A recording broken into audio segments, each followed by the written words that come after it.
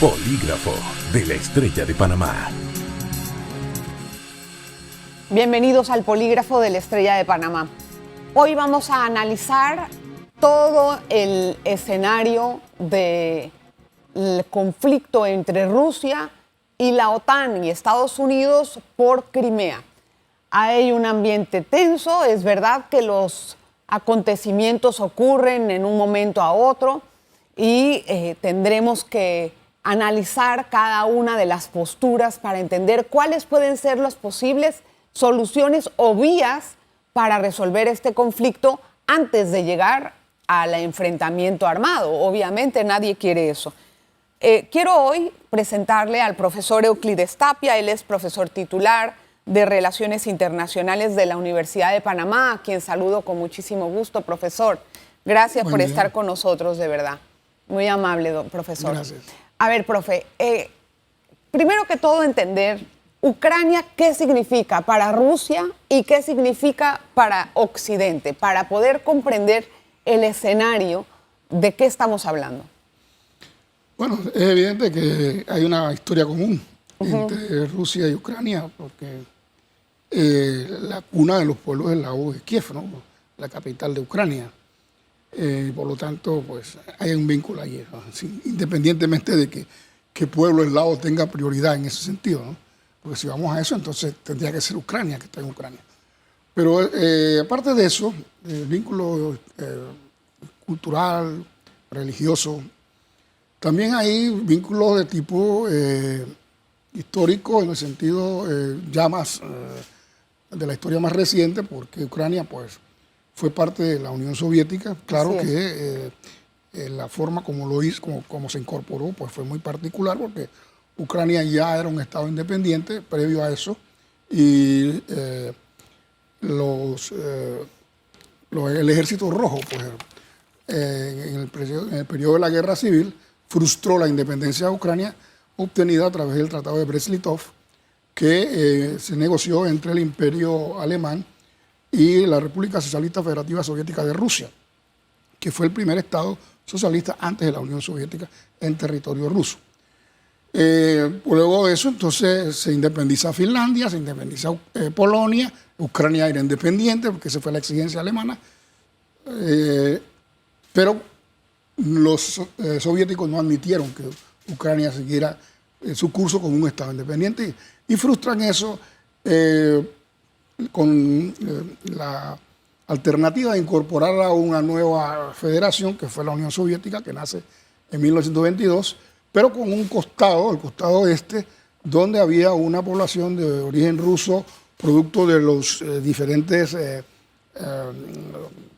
vaivenes de la historia, claro, entre esos dos pueblos, que originalmente eran ucranianos, pero paulatinamente, posteriormente, pues, se fue poblando de rusos esa zona y bueno, quedó incrustada esa zona dentro de Ucrania. La capital se estableció en Kharkiv, ¿no? En ucraniano. Lo que indica que el poder soviético quería mantener el control de Ucrania a través o con esos territorios del este. Bueno, ya después Kiev, pero se incorporó a la Unión Soviética, sobrevive en la Unión Soviética, de manera que hay un vínculo, ¿verdad?, de la historia, o sea, de los acontecimientos recientes, ¿no? Desde el punto de vista económico, pues evidentemente Ucrania era el granero de Europa y también de la Unión Soviética. Por lo tanto, es un activo muy importante para Rusia. Imagínense que si se desata algo, el precio del trigo se dispara, ¿no?, en el mundo. Yo creo que ya, eso viene ya de manera inmediata, porque la situación no está nada buena. Así que hay un vínculo económico. No es que Ucrania tenga riquezas de petróleo o de gas ni nada por el estilo, pero bueno, la Tierra Negra es un punto político estratégico. Allá vamos. Desde el punto de vista político es un mal ejemplo para la Rusia de hoy. Claro. Ucrania es probablemente de todos los países, bueno, aparte de los países bálticos, que son el ejemplo más vívido de una democracia pues muy floreciente. Ucrania ha tenido 6 presidentes, Rusia, usted sabe cuál es la situación que hay ahí, un sistema político muy particular que pues intenta imponerlo al resto de en la periferia de lo que fue la Unión Soviética, y Ucrania no tiene esa particularidad política. Así que ahí hay un mal ejemplo para el resto de las antiguas repúblicas soviéticas, que que evidentemente Rusia quiere recrear tal Estado, como efectivamente lo está haciendo, estableciendo pues esto en cada uno de ellos algún dirigente, un líder pro-ruso, Prorruso, un protectorado ruso. Sí. Y desde el punto de vista estratégico, desde el punto de vista ya del tema de su situación geográfica, pues Ucrania es el esbalón fundamental entre Europa del Este y Rusia. Por lo tanto, tiene un rol en ese sentido muy importante cerca del, bueno, con costas en el Mar Azov, con costas en el Mar Negro, que ahora Rusia no lo dice, pero lo demuestra. Pretende considerarse como que es dueña del Mar Negro, cuando el Mar Negro tiene una serie de países que colindan alrededor de él. Pues. O sea, le molesta que un barco extranjero entre allí, sí, como que si eso fuera propiedad de ellos. ¿No? Entonces, Ucrania pues tiene costas en el Azov y tiene costas en el Mar Negro, y ya en el Azov, en contra del derecho marítimo internacional, le está impidiendo a Ucrania el uso del puerto de Mariupol, y le construyó un puente en el estrecho de Kerch para que los barcos Panamax no pasen y no lleguen a puertos ucranianos. O sea, asfixiando a Ucrania de alguna manera, ¿verdad? Claro. Ya eso en el Mar Azov. Y ahora la cuestión se plantea en lograr capturar Odessa, que es el principal puerto ucraniano, al Mar Negro, dentro de la perspectiva de las posibles acciones militares en el evento de que se den allí y ojalá no se den, ¿no? O sea, tiene un valor estratégico importantísimo. Significaría una avanzada hacia Occidente, significaría la inclusión de Ucrania en la OTAN rusa, en la organización del Tratado de Seguridad Colectiva. O sea, para eso es la intención de capturar Ucrania. Y eso es lo que una de las cosas, una de las exigencias de Putin, que no sea incluida en esta organización. Porque, en la OTAN. Porque para él representa una adversidad, un enemigo en casa, una situación difícil de manejar para él. ¿Por qué la OTAN ahora tiene esa perseverancia para defender a Ucrania y no se queda un conflicto bilateral? Sí, se me quedó en el tintero de que desde el punto de vista económico, Ucrania es un mercado de casi 50 millones de habitantes que para Rusia es muy importante. Entonces también se la están jugando allí, ¿no? Ellos, usted sabe qué fue lo que pasó con Yanukovych, que se iba a integrar a la Unión Europea y ellos querían integrar a la Unión Euroasiática, y por el tema del capturar el mercado. Bien, me decía en la segunda pregunta, perdón. Bueno, que es entender, la OTAN, ¿por qué pelea por Ucrania? Bueno, la misma razón que Rusia, porque tiene una posición geográfica envidiable y de alguna manera, pues, ese era el Lebensraum de Hitler, ¿no? El espacio vital para Alemania en su momento. O sea, Ucrania siempre ha sido, tanto para Occidente como para Rusia o la Unión Soviética, un país fundamental. Entonces, para la OTAN también es clave, ¿verdad? Aunque siempre ha postergado el ingreso a la OTAN sobre la base legal que establece el Tratado Constitutivo de la OTAN, que ningún país que tenga un conflicto vigente puede entrar a la organización. O sea, ese cuento de que Ucrania va a entrar a la OTAN es legalmente no es factible. La OTAN no puede, y además Rusia va a atizar el conflicto para que nunca pueda entrar. Sin embargo, de acuerdo a cómo se han desarrollado los acontecimientos, hasta ahora yo pienso que ya Rusia consiguió el objetivo de que Ucrania no entre, independientemente de guerra. Sí, bueno, vamos a ver. Tengo que hacer una breve pausa, no se vaya, vamos a conocer la importancia de este conflicto en nuestro país. ¿Qué es lo que pasaría en Panamá, en nuestro canal? ¿Cómo actuaría? ¿Cuál sería la perspectiva para el resto del mundo, tomando en cuenta que Estados Unidos es uno de los principales actores en este conflicto internacional? Una pausa. Polígrafo de la Estrella de Panamá.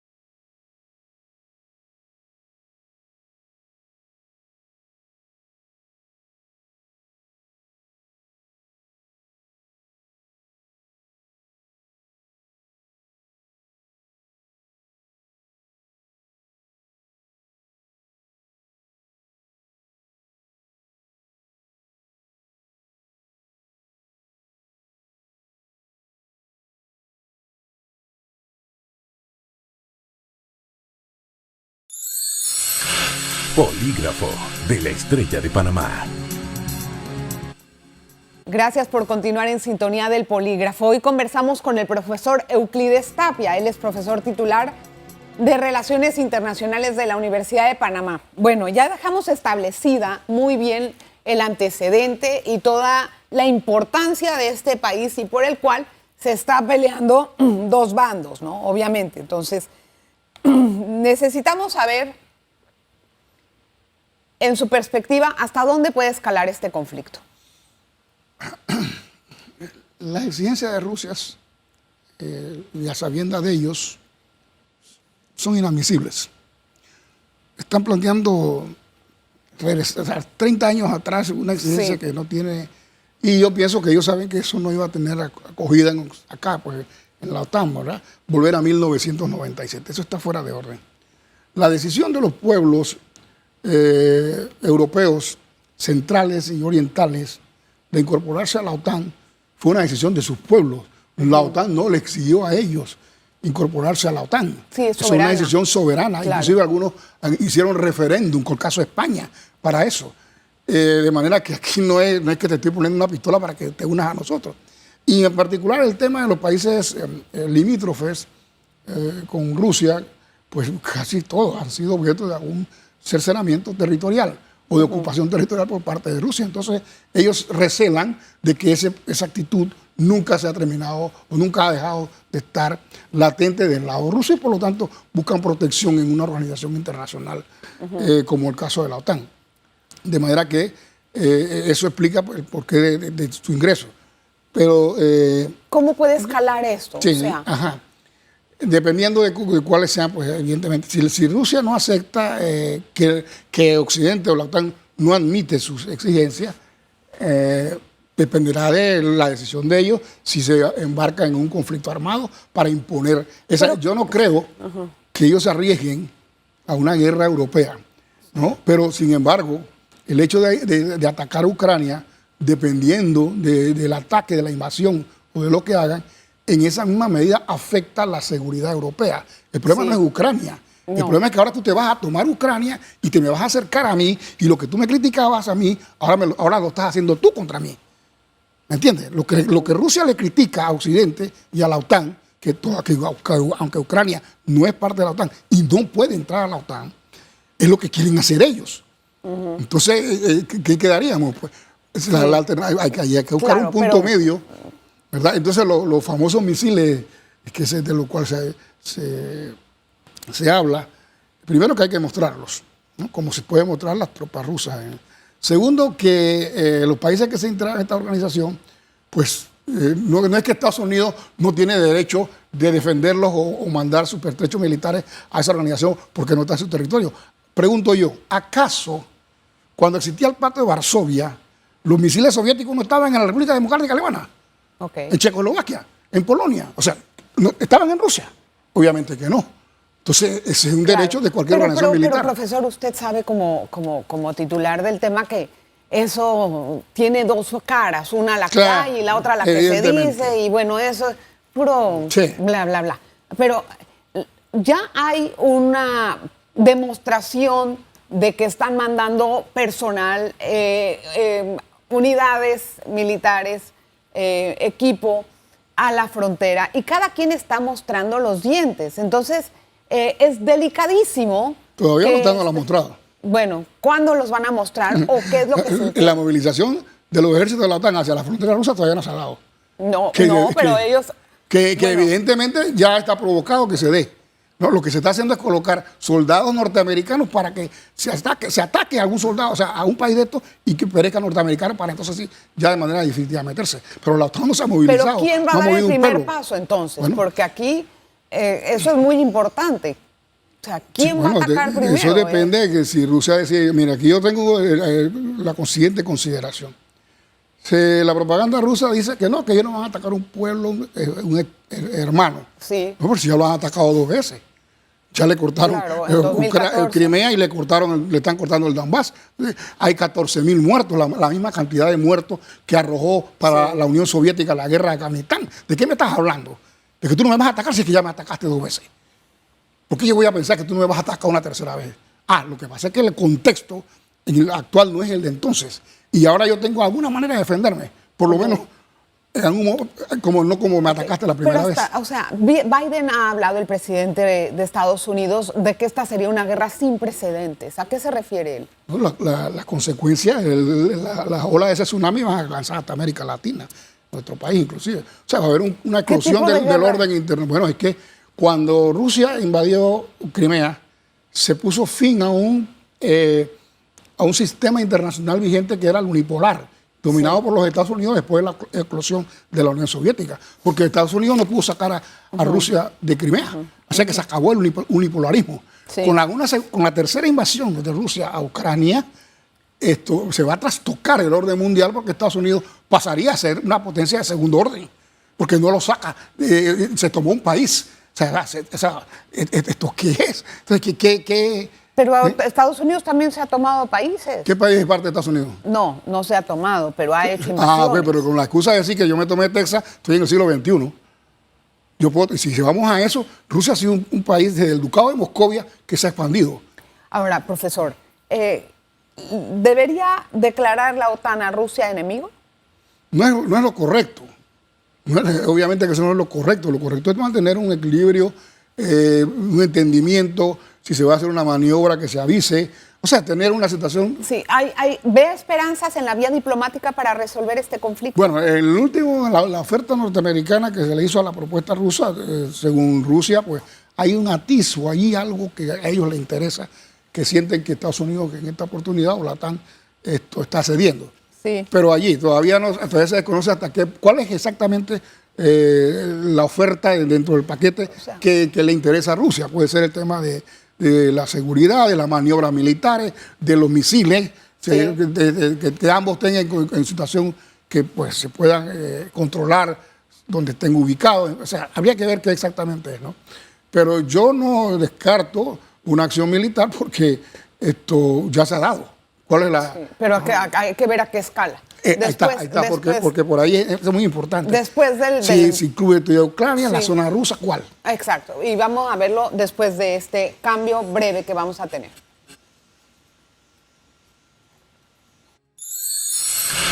Polígrafo de la Estrella de Panamá.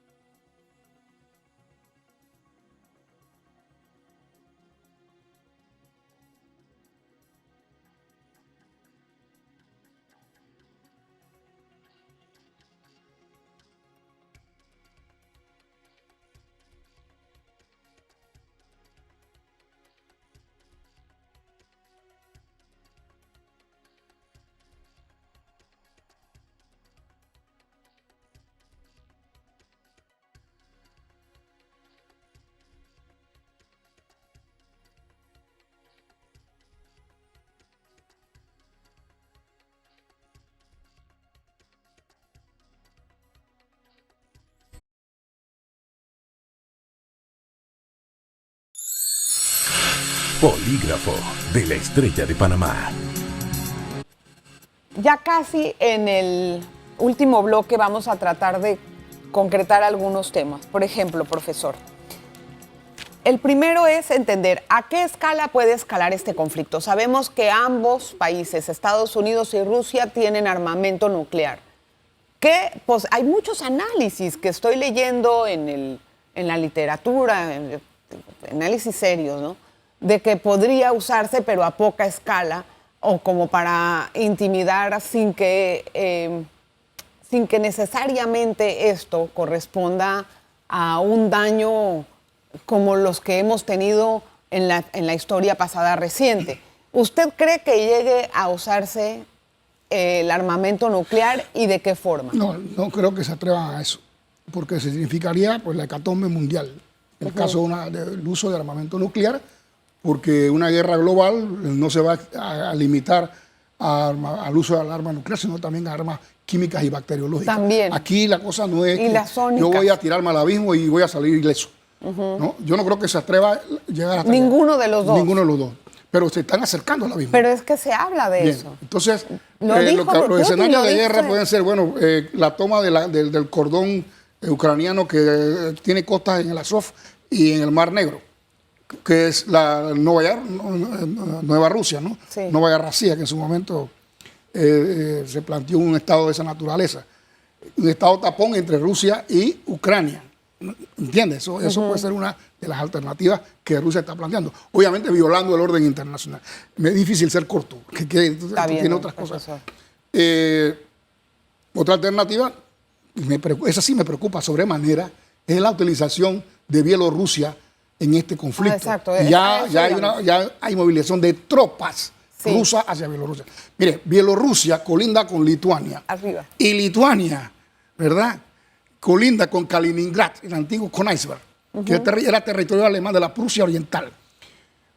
Rusia necesita el territorio de Lituania para acceder directamente con un corredor hacia Kaliningrado. Si mete a Bielorrusia en este problema, se va a involucrar la Unión Europea, la OTAN, de manera decidida. Cuidado con eso. Por eso que la primera advertencia de Biden fue: yo voy a fortalecer el flanco oriental, pero norte, o sea, los países bálticos. Cuidado con el uso de Bielorrusia. Cuidado, porque eso puede desatar una guerra europea inmediatamente.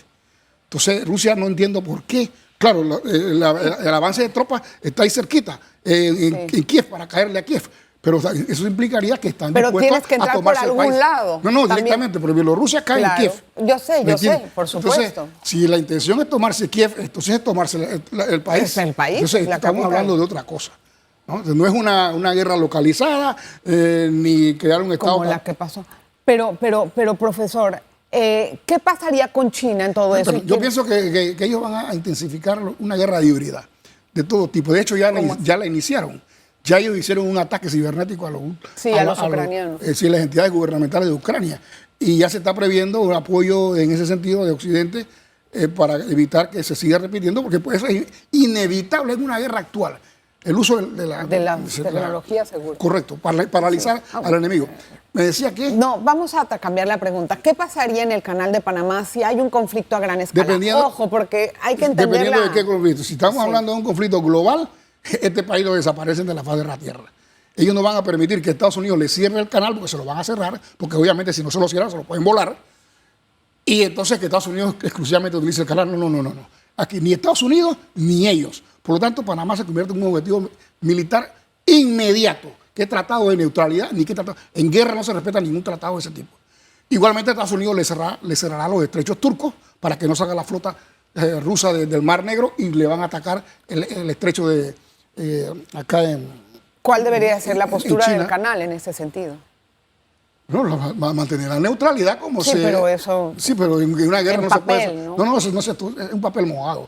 En una guerra nuclear generalizada eso es un papel mojado. Eso no tiene ningún valor, ¿no? Y ahí está el peligro. Pues por eso que nosotros los panameños, si hay un país en este planeta, junto con Egipto, que tiene que mantener una posición lo más ecuánime, no es andar difundiendo, apoyando a uno y apoyando al otro, porque aquí hay un grupo, Quinta Columna, que apoya eso, que apoya a Rusia, que apoya a China, abiertamente. Y usted sabe lo que pasa en una guerra, cuando Claro, se trasladan los problemas a todas ¿qué pasa con los colaboracionistas internos de esos países? Entonces, ellos asusan, ¿no?, esa guerra, que ataquen a Ucrania, vendiendo propaganda a Rusia, pero cuestionan que Estados Unidos ataque a Venezuela y a Cuba y a Nicaragua. O sea, eso sí está mal, pero está muy bien que Rusia ataque a Ucrania. Ahora, profesor, el rol de China en todo esto, ¿cuál debe de ser? China, mire. Esto le conviene a China de manera... Rusia camina hacia convertirse en una colonia económica china. 146 millones de habitantes versus 1.400 millones de habitantes. Ahí no hay nada que hablar. Esa es una salchicha. Sí. ¿No? Entonces, con una economía muy débil. Rusia no es un país económicamente fuerte. Si acaso llega a nivelarse con Italia. O sea, ¿qué ventaja tendría para China una guerra o un conflicto que acerca más a Rusia y la capturo más y la controlo más? Eso va a ser así. Es una indulta. O sea, China está viendo todo desde el punto de vista económico, obviamente. Le conviene, porque se divide. O sea, siempre al tercero le debilita que se maten, que se aniquilen, que se debiliten los Ok, otros. y en un conflicto armado allá, ¿necesariamente va a escalar a un conflicto global? Yo espero que no. Yo creo que no se debe, porque es que se autoaniquilan todos. Por eso, entonces... Porque incluye una guerra bacteriológica. Entonces aquí no valen los misiles hipersónicos, ni nada, ni ningún arma con la que vas a amenazar a nadie. Esto aquí se acaba el planeta, porque la vida humana en este planeta. ¿Qué va a ocurrir en una guerra total? Yo no creo que ellos Pero eso es deprimente, vamos lleguen a hasta ese llegar a nivel. eso. Eso no creo que llegue a eso. Entonces, lógicamente. ¿cómo vamos a solucionar Bueno, este hay conflicto? otras alternativas, ¿no? Yo decía hace poco en un programa que se me entrevistó que una alternativa sería neutralizar a Ucrania. Exacto, Pero, que sea Rusia un no, país pero a Rusia no le neutral. conviene. Sería la mejor. Claro. ¿Por qué no le conviene? Usted no puede plantear más bien la neutralización de un territorio tipo Austria, pues, como el Tratado del 55, porque no es finlandización de Ucrania, que no es lo mismo. Ok. Si no se respeta la integridad territorial de Ucrania. ¿Cómo me vas a neutralizar? pero, ¿Y qué pasó con mi territorio? Bueno, si tú haces un tratado de neutralidad, entonces pero tienes Rusia que cambiar Pero la... Rusia no acepta eso. Sí. Rusia no va a aceptar eso. Pero esa sí sería una alternativa para poder dejar el conflicto inclusive, ahí tranquilo. esa fue la alternativa que se planteó. Mire, ¿Cuál desde la otra? toma de Crimea, o sea, mucho antes de la toma de Crimea, los diputados ucranianos advirtieron a la Duma de Estado rusa que si ellos se tomaban Crimea, mire, estoy hablando de mucho antes del 2014, ellos iban a ingresar a la OTAN.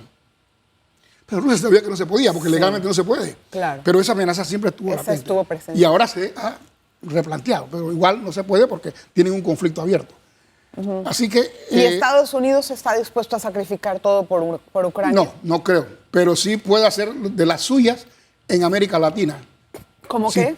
Si tú me estás pateando el tablero, tú no vas a respetar el orden internacional, tú invades un país soberano, yo puedo hacer lo mismo en América Latina. Oye, pero el planeta no es de 2 personas. Ni de tres. Ni de tres. Pero una está pateando el tablero. Entonces, Pero estamos muchas personas viviendo acá, miles de millones. Es decir, para la usted, osadía ¿con de qué ellos? autoridad Rusia le va a decir a Estados Unidos que no puede intervenir en Cuba si ellos están interviniendo en un país soberano que es Ucrania? ¿Cuál es la autoridad moral que tiene Rusia? No hay nadie Entonces en no se este puede mundo permitir tiene eso. autoridad moral en No se puede política. permitir eso. Ni de allá, ni de acá, ni de ningún lado. Esto no se puede resolver de esa manera. Wow, profesor, yo espero que esto pueda salir airoso por otra vía que no sea la del armamento. Y esperemos que salga así de verdad. Gracias, profe. ¿Cómo no? Gracias, profesor, Gracias a por usted. estar con nosotros de verdad. Y gracias a usted por toda la atención que brinda a este programa. Nos vemos la próxima. Polígrafo de la Estrella de Panamá. Revive este programa entrando al canal 1 de VOD de Tigo.